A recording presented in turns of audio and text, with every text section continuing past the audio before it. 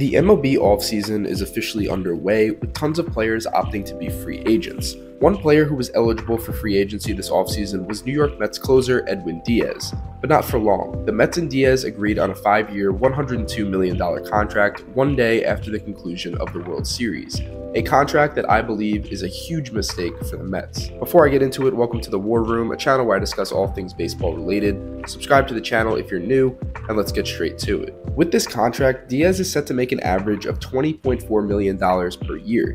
This deal makes him the highest paid closer in the history of Major League Baseball. This marks the first time a closer will make over $20 million annually, and it's also the first time a closer signed a deal worth over $100 million.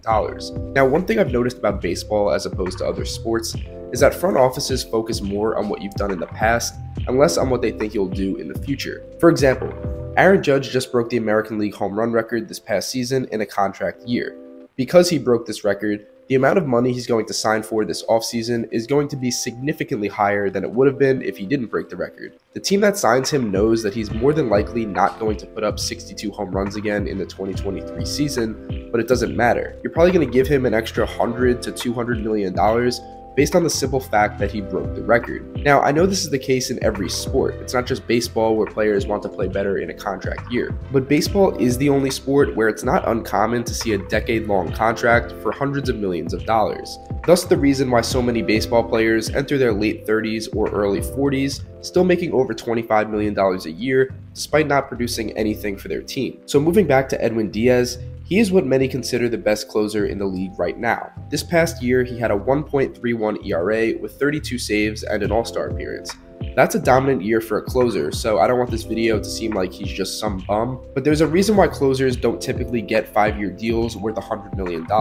That's a very high risk for a guy that is getting you 3 outs per game. Also, this past season was the second best of Diaz's career. His best season came in 2018 in Seattle, where he led the league with 57 saves in one season and posting a 1.96 ERA. But then he followed it up with a terrible 2019 season where he had a 5.59 ERA and only 26 saves. My point is, yes, the guy has shown potential to be really good, but he hasn't proved he's consistent at all. The only way this contract isn't considered an overpay is if he's putting up similar numbers from the 2022 season at least 4 of the next 5 years. Let's say he even has a 2.3 ERA with 30 saves next year.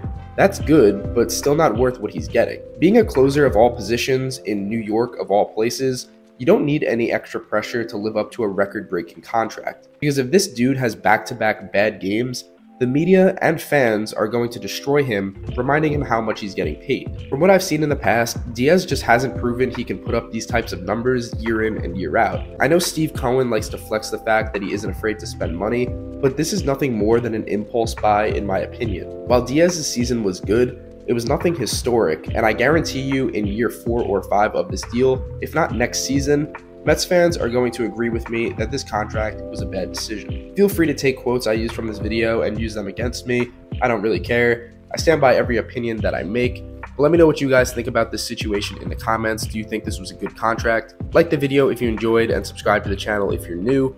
And as always, I'll see you guys in the next one.